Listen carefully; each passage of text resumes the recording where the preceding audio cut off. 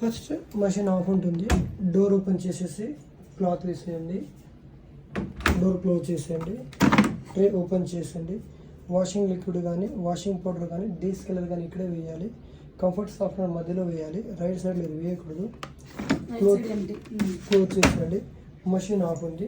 మీరు వేసిన క్లాత్ ఏవి ఉన్నాయి? Cotton 60 level, synthetics, daily wear, mix load, delicate, silk, wool, drum, descale, spin drain. మనం మాన్యువల్గా వాష్ చేసుకుంటే జస్ట్ స్పిన్ చేసుకోవడానికి, రిన్ చేసుకోవాలి అనుకుంటే రిన్ చేసుకోవడానికి, shirts, sports wear, jeans, anti bacteria and quick wash 15-30 minutes. Cloth కొనున్నప్పుడు త్వరగా వాషింగ్ చేసుకోవడానికి క్విక్ వాష్ మనం వాడుకోవచ్చు. రెగ్యులర్గా ఇప్పుడు మిక్స్ లోడ్ ఏవైతే క్లాత్ ఉంటుందో సెలెక్ట్ చేసుకోండి. ఇప్పుడు నేను సెలెక్ట్ చేసుకునేది మిక్స్ లోడ్ సెలెక్ట్ చేసుకున్న తర్వాత temperature 40 degrees, 1000 RPM, 45 minutes by డిఫాల్ట్గా డిస్ప్లే అవుతుంది.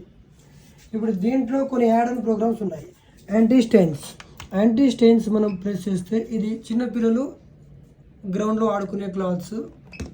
ఇది వచ్చేసి కుకింగ్ చేసేటప్పుడు ఆయిల్ లాంటిది పడితే.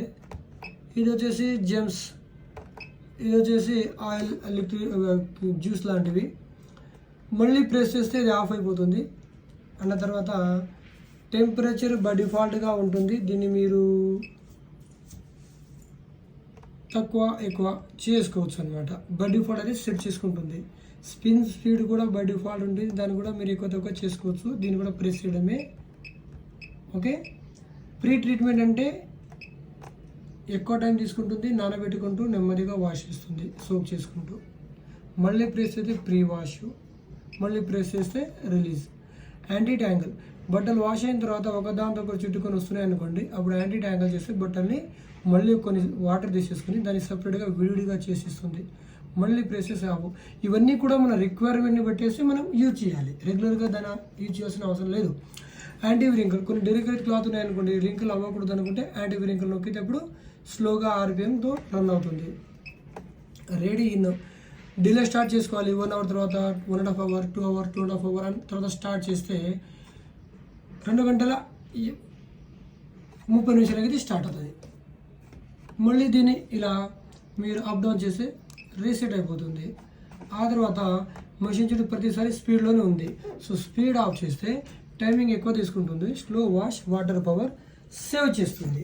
అలాగే మనం క్విక్ వాష్ అనుకోండి, ఇప్పుడు క్విక్ వాష్ చూడండి 15 minutes బై డిఫాల్ట్ వచ్చింది.